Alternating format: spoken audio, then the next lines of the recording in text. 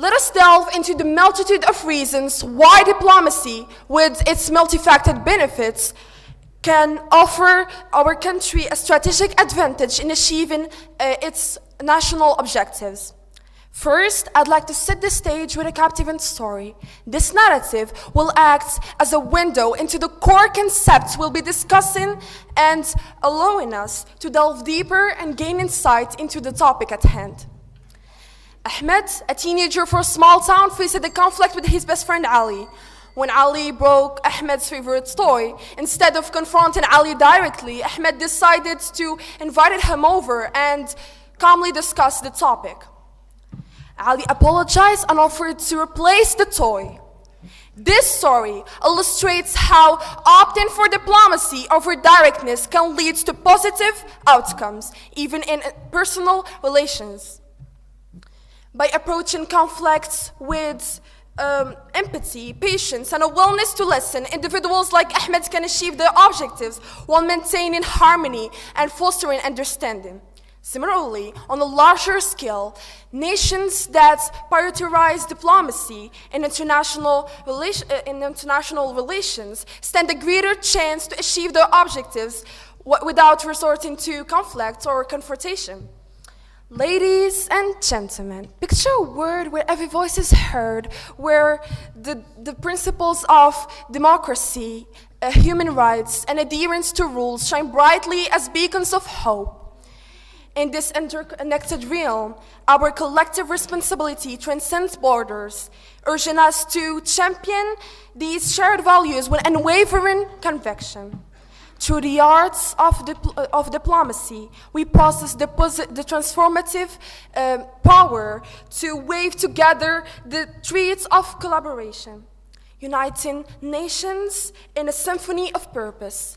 As we stand on the cusp of greatness, let us join hands with our global counterparts, embarking on a journey to tackle the monumental challenges that lie before us. Together, as a formidable force for change, we shall confront the specters of climate change, terrorism, and infectious diseases through casting a radiant light of unity across the world stage. It is through our collective endeavors, our unwavering dedication to common goals, that we shall sculpt a future brimming with promise and the prosperity for generations to come. In conclusion, opting for diplomacy over directness can provide our country with a strategic advantage in achieving our national objectives by fostering constructive dialogue, preserving relationships, and promoting peaceful resolution to the conflicts. Together, let us warmly embrace diplomacy as the cornerstone of our foreign policy, understanding its unparalleled ability to construct bridges, to cultivate alliances, and pave the way for a radiant future for all. Thank you.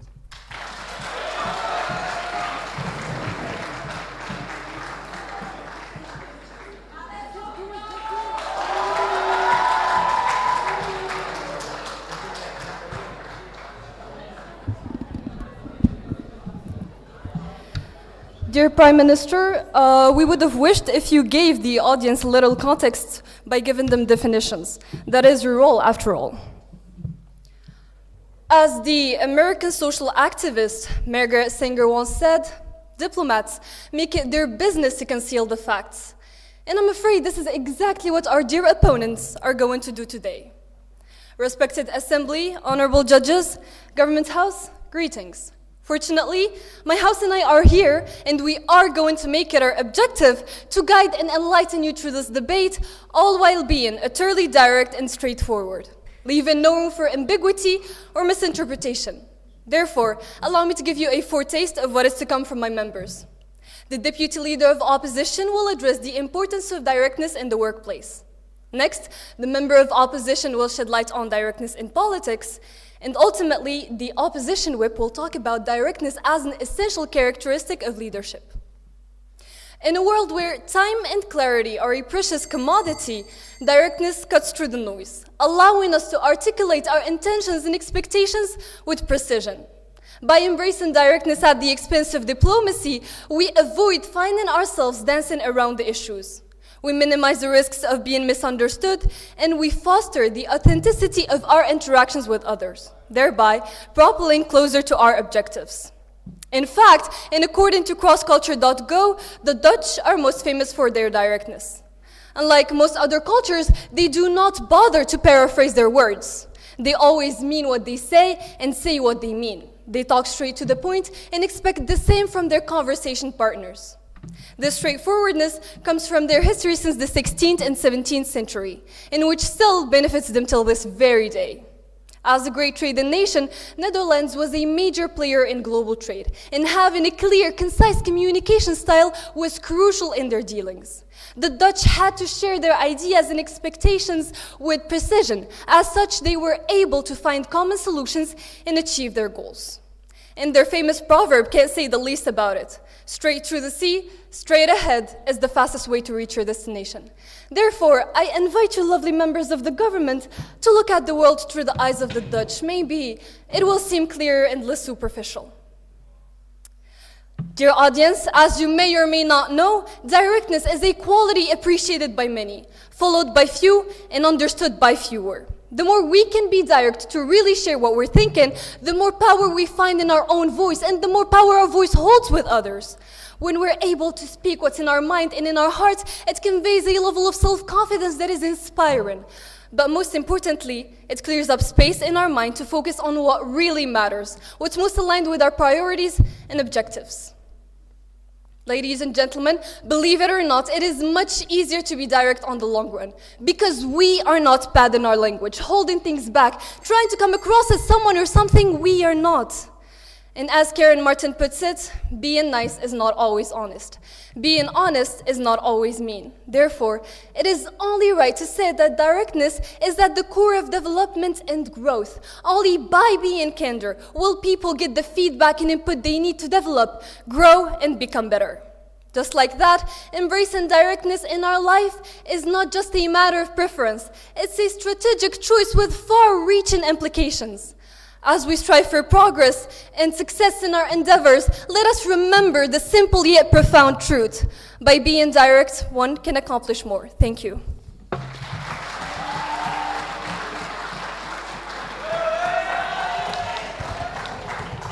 As I can see, the opposing house on my left is rather full of conviction with the arguments and the principles as well as the position that they've been given. I see nothing wrong with that, but I also see that you are blinded, and I will break it to you, sorry. Respected panel of judges, esteemed attendees, and fellow contenders, today we stand at the crossroads of decision-making, contemplating the most effective approach towards achieving our objectives. Now, the topic at hand is whether opting for diplomacy over directness enhances the likelihood of achieving our objectives. Now, as for my part, I would say that I stand firmly in favor of diplomacy, and throughout the next 6 minutes, I will make sure to endeavor in order to persuade you all that it is the most efficacious path forward. I guess let us just begin by dissecting the very essence of diplomacy. Now, as you may or may not know, diplomacy is the art of negotiation, the craft of dialogue, and the finesse of understanding. It completely embodies the very fine principles of respect, compromise, and cooperation. So naturally, when we opt for diplomacy, we acknowledge the complexity of human interactions and the multifaceted nature of our objectives. Now, instead of bulldozing through obstacles with brute force, diplomacy actually allows us to navigate through the intricate maze of interests, values, and perspectives. I mean, just think about it. When we approach a situation with a diplomatic mindset, we are going to prioritize empathy, communication, and mutual respect, only paving the way for constructive dialogue and negotiation, eventually leading to win-win outcomes, and that is just what we want and need. In contrast, the direct approach often breeds hostility and resistance, shutting down avenues for cooperation before they even open, and that, my friends, is such a shame. Now, how about we just imagine a scenario where two nations are embroiled in some kind of territorial dispute, which, by the way, is not of the rarest cases given the atrocious state our entire world is up against. The direct approach would be to resort to threats and ultimatums, only escalating tensions and risking conflict. By engaging in diplomatic talks, both sides can actually express their concerns and explore compromise and work together towards a more peaceful resolution. Now, as an evidence to what I've just given you, I would say that history is actually replete with examples where diplomacy has averted wars and brokered long-lasting peace agreements, from the Camp David Accords to the Iran nuclear deal. Now, just consider the challenge of climate change. Now, isn't that just the subject to talk about, given how we are all experiencing it at this very moment as we are speaking? A direct approach would involve imposing strict regulations or even sanctions on polluting industries. While these measures might seem effective on the surface, they often neglect the economic and social implications for affected communities. Diplomacy, on the other hand, encourages collaborative efforts involving governments, businesses, and civil society to develop comprehensive strategies that balance environmental conservation with economic development and social equity.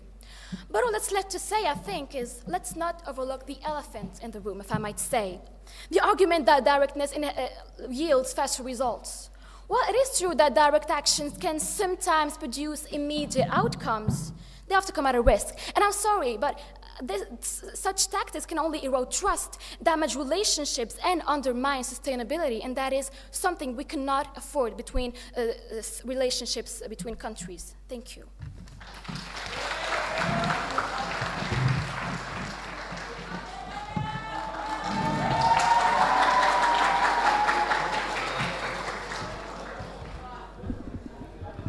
Dear Deputy Prime Minister, please make sure to know the difference between directness and bluntness, as directness is all about respect, meanwhile bluntness disregards the feelings. Opting for diplomacy over directness enhances the likelihood of achieving objectives. Reading and rereading the debate topic couldn't convince me enough to switch sides, as I have my list of statistics which proves that the opposite is right ready. So I welcome all of you today and suggest you listen to me carefully. I couldn't think of a better way to start my speech other than addressing facts about Netflix, our all-time favorite streaming app, isn't it? According to the website Business Strategy Hub, one of the company's values and operating principles is transparency and communication. As Netflix says in its own words, Netflix values concise and direct communication, and it believes in respect, in honesty, and treating people with respect. Admiring the company's worldwide success, there is no way that it was thanks to a diplomatic workplace approach. Am I wrong, opponents? Also, according to the statistics from Zivdo.com, 86% of leaders and managers blame lack of collaboration and diplomatic communication as the main causes of workplace failures. Harvard Business Review has also conducted a survey and found that 97% of employees lack direct communication, which led to the failure of many of their tasks and projects. Have you noticed, dear audience, the amount of times I stated the word failure so far? As companies related to diplomacy and indirect communication? Oh wait, it doesn't stop there. The list still goes on. So let's move on to the co-founder of Apple, Steve Jobs, should we? He was known for his direct and straightforward communication style, as he famously sent concise emails and held meetings where he didn't beat around the bush. His directness allowed him to cut through indecision and drive forward with initiatives he believed in, which led to efficient making within the company, encouraging employees to strive for greatness and achieve ambitious goals, according to Arthur Isaacson's biography, Steve Jobs.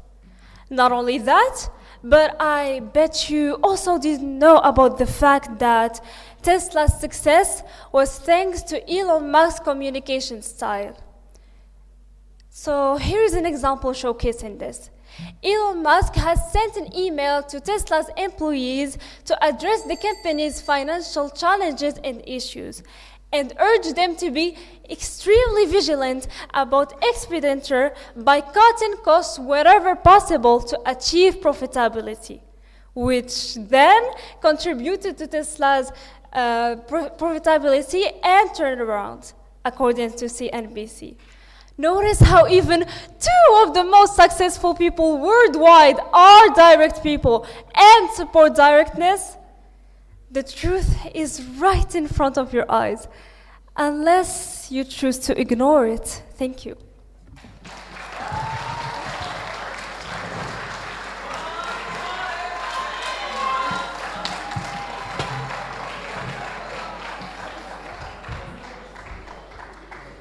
Ladies and gentlemen, not earlier than later this week, I had a kind of revelation. I read in a book, an Andrew Siegfried book, on how to speak in public, that we can never say the whole truth when it comes to persuading an audience or defend a thesis. In other words, we can never be totally honest and totally direct when it comes to persuading or convincing an audience, as the truth can never be 100% on our side. And as a result, we can never be direct and present the situation as it is if we want to convince the others, as conviction plays the major role in resolving conflicts. And even if we do not exaggerate the situation, if we keep the objectivity as it is, we're still deforming the reality by omitting and letting aside some aspects on purpose, aspects that would not be advantageous to our part, as opposition might be doing. And even logically speaking, diplomacy is an art, the art of handling situations with tact, with sensitivity, and an intrinsic will of preserving relationships, by anticipating the other's reaction and preparing our speech for that, following the principle of feeling the merino before shearing the sheep. And just like that, directness involves speaking about one's mind plainly, without caring, without even thinking about what could be his reaction, and without any filter that would avoid possible bad ideas, which is something we want when we want to speak about with other person and have a successful communication. Rather, we should hide any sort of irrelevant subjectivity and opt for a safer solution that replies to the beautiful noun of diplomacy. And even if we just transform this topic into a dilemma, it seems even more obvious. What would you rather? To navigate on a risky tank, trudging and struggling in the dangerous zone of offense, or let yourself be hovered, guided, and taken by the appeasing winds of objectivity? A quick answered question, right? But do not be complete hypocrites. They both have their utilities, just that they do not cover the same amount of possibilities. As with the majority of people, they do not like, and it's the case of saying it, the wildness of some frank and direct speeches, which may cause even bigger problems. For example, when it comes to criticism, exposing the facts under an empathic and, of course, diplomatic angle can facilitate the task and avoid the discomfort that some directness would cause. Not that people are dumb or naive, God no, absolutely not. But it's just that maybe do they not get bothered by the fact of them getting subjugated by hypnotizing and sweet majesty of speech. Thank you.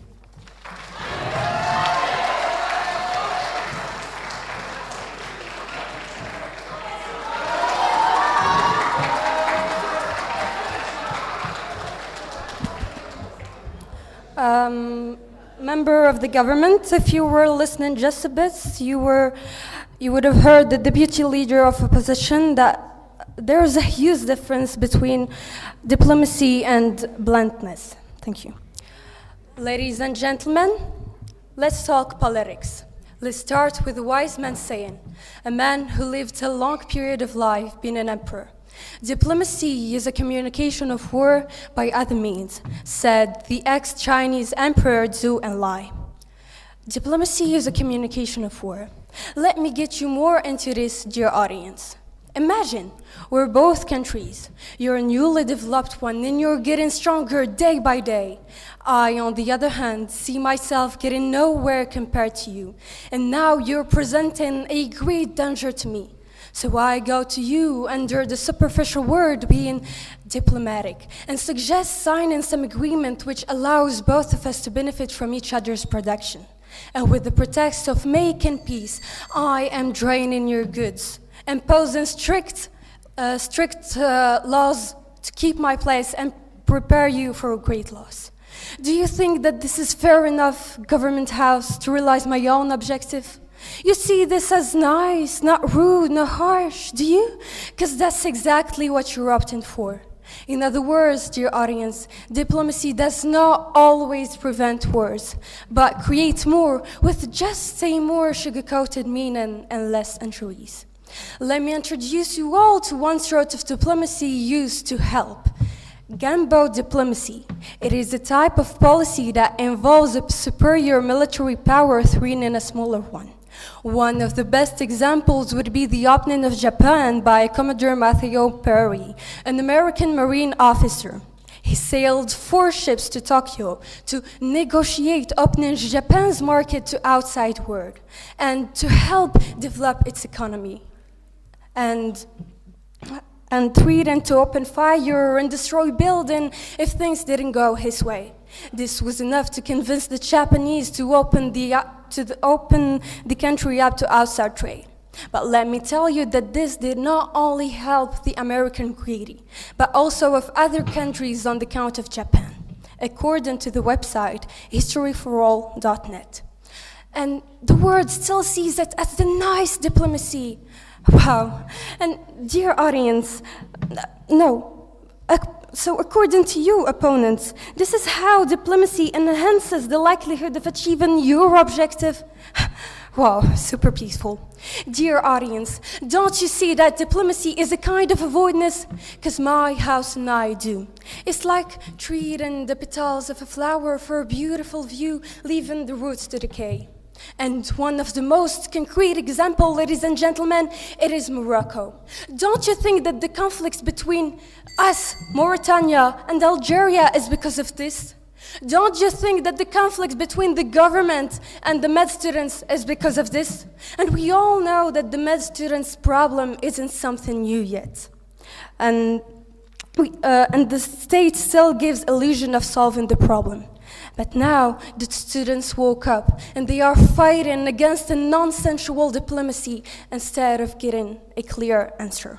So just tell me, opponents, what objectives are you trying to achieve with your diplomacy? Thank you.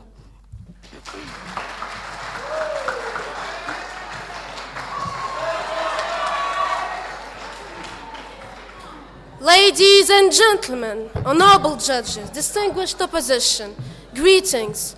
What we are going to discuss today is a tremendous, enthralling and derivating topic, which notably and significantly holds a huge and essential impact on societies. Opting for diplomacy over directness enhances the likelihood of achieving objectives. Clearly and evidently, most people here with a minimum of common sense and logical thinking approve my point and agree with my position.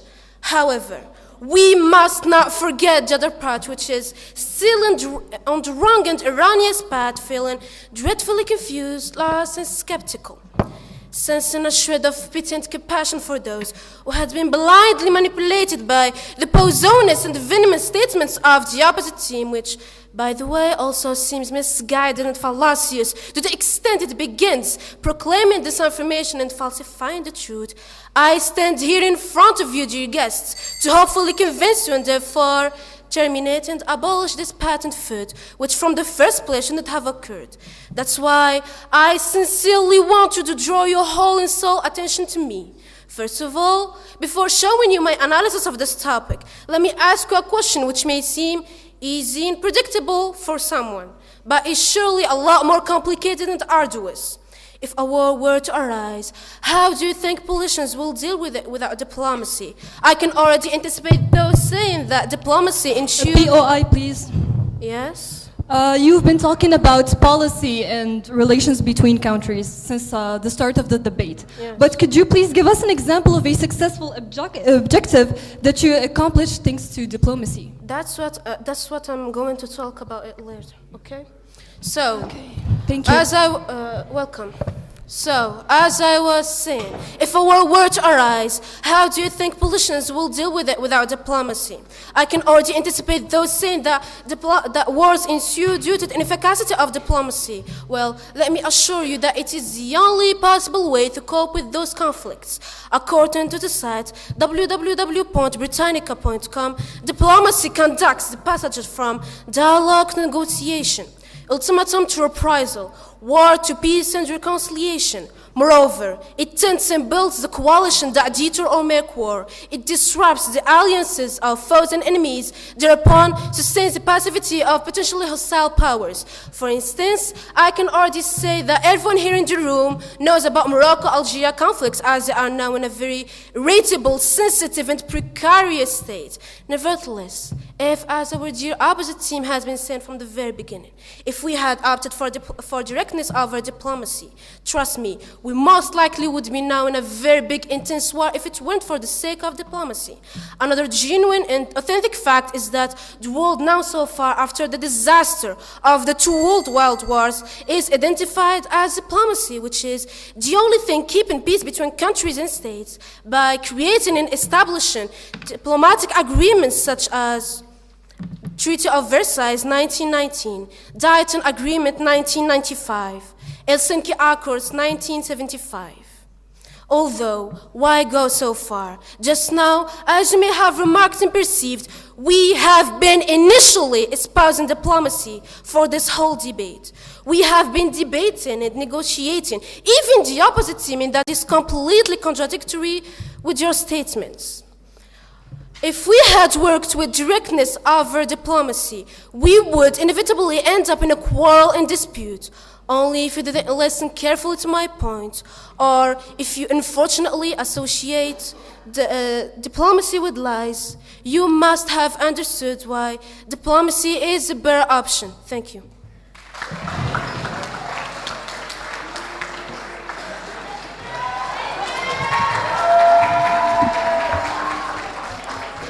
First of all, government whip, we're still waiting for the example of the successful objectives that you accomplished thanks to diplomacy.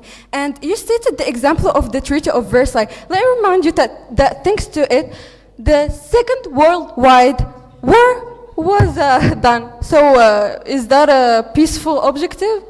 Also, you, deputy leader of the government, you talked about climate change. We all know that the main effects of it is thanks to the American bombs. So instead of seriously and directly addressing this problem with America, the countries following diplomacy are dancing around the problem with making superficial relations. Dear audience, you know the feeling, something is wrong. You're the leader, you really have to say something about it to reach your goal.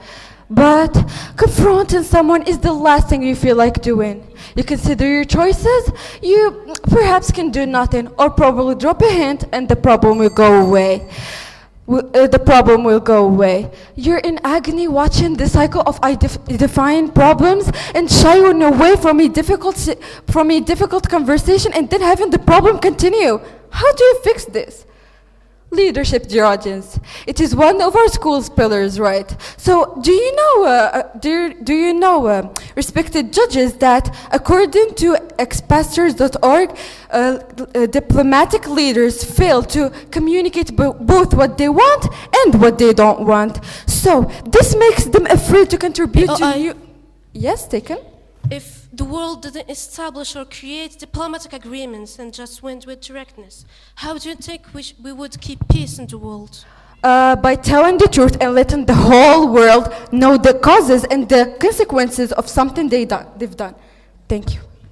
As I was saying, this makes them afraid to contribute to new ideas for fear of saying something that isn't wanted. Dear audience, taking a problem, find the solutions, and talking with the people involved instead of playing the gentle, nice one with bad intentions needs leadership discipline, and diplomatic leaders lack this discipline, thinking it is easy to let the problem go and focus on making the superficial relations. Unresolved problems, dear opponents contribute to more worse consequences. And please, let me give you an example. If you were to choose, dear assembly, between a sports captain who follows a direct task-oriented style in setting clear goals and ensuring the victory of his team, or B, a sports captain known for being very nice just to make sure everybody knows he's the leader, and then expecting victory when all he's done was deny his team's weaknesses and make them believe they're doing great. Please raise your hand if you choose option A.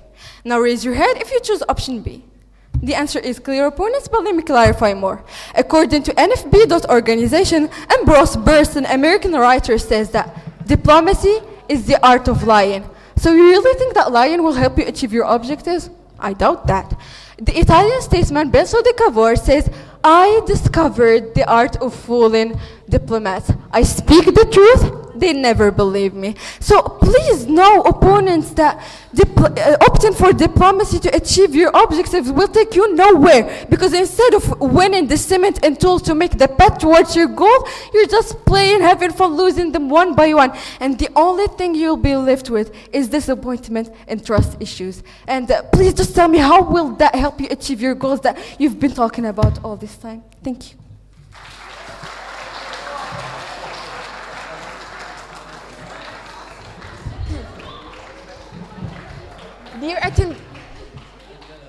Dear attendees, fellow opponents, I'm back again. I really, honestly, would be so glad if you would just have enough courage and decency to admit that roaming around the truth is not all pink and dreamy when it's about countries' relationships. Especially one of the most persuasive cases demonstrating the effectiveness of diplomacy over directness is the Cuban Missile Crisis of 1962.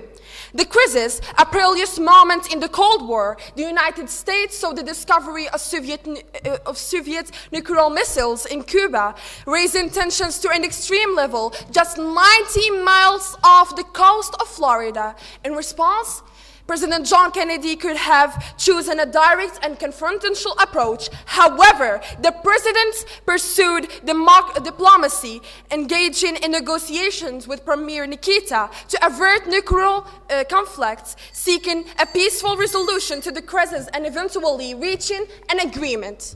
Thank you.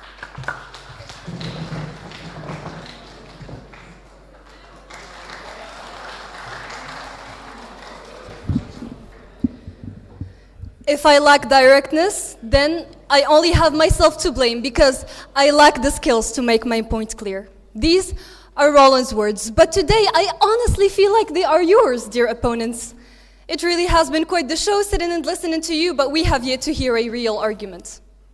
Ladies and gentlemen, my house and I are not here to obscure the truth, because that is what diplomacy does after all. Diplomacy is just a tool used for smoothing over conflicts, maintaining superficial harmony, and hindering genuine progress. You know, the curious part of me can't help but wonder, till where are you planning to go with this so-called diplomacy of yours, Government House? Clearly, not that far away. I would rather advise that you be direct with yourselves first before opting for something that will help destroy your objectives instead of achieving them. Thank you.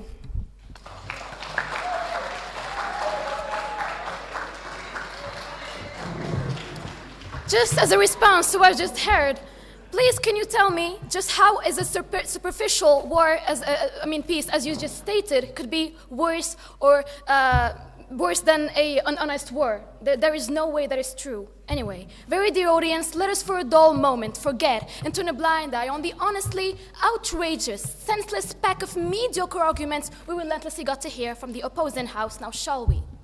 The notion that diplomacy is synonymous with weakness couldn't be any further from the truth.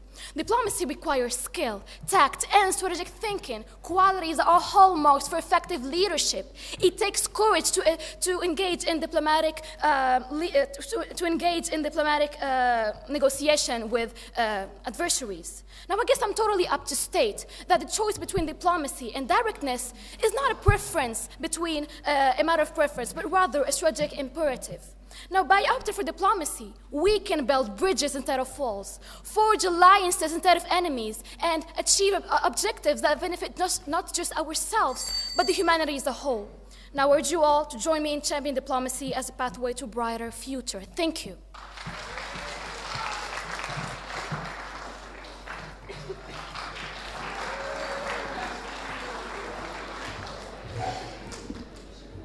Masking true feelings, obscure intentions, sacrificing authenticity. Is this what you're defending? Is this what you would choose over honesty and directness in social contexts or workplaces? If your answer is still yes, opponents, then please note that open diplomacy often leads to delays in decision-making or action-taking, which is actually crucial for goal achievement. So I advise you to maybe look at the world through a better perspective and adopt directness instead. And don't just diplomatically collect every lost soul. Believe me, they will only end up draining you. Thank you.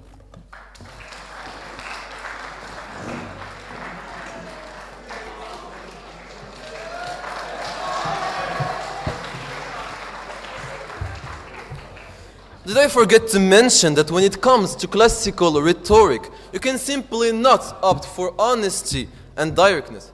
If you want to get the audience to follow you, you need to tune your organ to the room's acoustics. And just imagine how directness would be in international relationships. There's a reason why you automatically associate diplomacy with politics. Come on, people, is it not crystal clear for you yet? We should stop being synchronic and opt more for a diachronic behavior. All these people trying to sell and give you the panacea, the solution to every conflict. And they forget about the most loyal witness ever seen, history. Go back, ladies and gentlemen. Go back and tell me how efficient was diplomacy for the subsistence of human race, and how directness merely caused the overthrow of it, which makes questionable the undeniable best solution to every problem, truth. Thank you.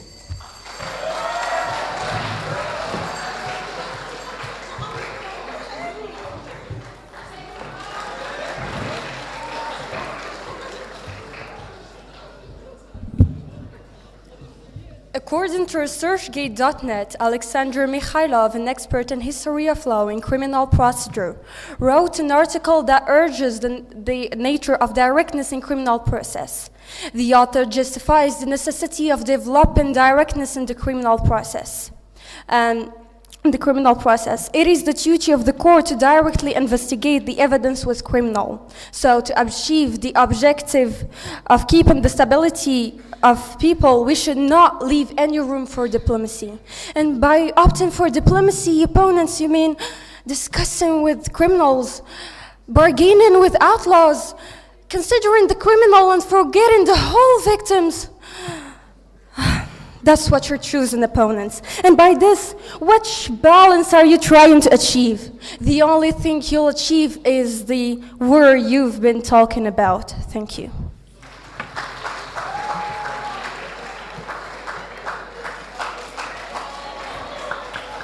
Hello again, dear guests, hoping that you didn't get misled nor influenced by the opposite team and somehow got convinced, even if I think that's not the point, because it possibly can't happen, right? Well, now that I am here, you can be at ease, since you won't hear any aberrations anymore. Diplomacy enhances the likelihood of achieving objectives. Indeed, it does, and here is a good example illustrating it. The Paris Agreement, which was adopted in 2015 under the United Nations Framework Convention on Climate Change. This diplomatic agreement, which is a long-term goal to contribute to the fight against climate change, along with a lot of other diplomatic agreements which have marked history. How can you still say confidently that we should opt for directness and not for diplomacy? Thank you.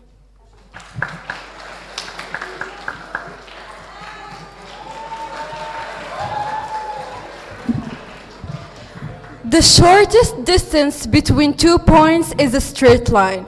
This heavy quote was said by one of the greatest scientists, Archimedes. And we all know how much this person achieved throughout his life, throughout history, as you said. He says, opponents, that the shortest distance between an objective and achieving it is a straight line. And according to what you've been saying throughout this whole debate, diplomacy is considering this and that, going for this, not that, painting this rotten wall with that beautiful color. And do you think, Jonathan, that we can consider this process a straight one? I don't think so. Judges, after the profound research me and my house members have done, we have come with one conclusion. There are some people, including our opponents, that believe or pretend to believe that growing a rose needs some droplet of water and a lot of artificial products, while others say that growing a whole garden needs water, sunlight, and a lot of work. Thank you.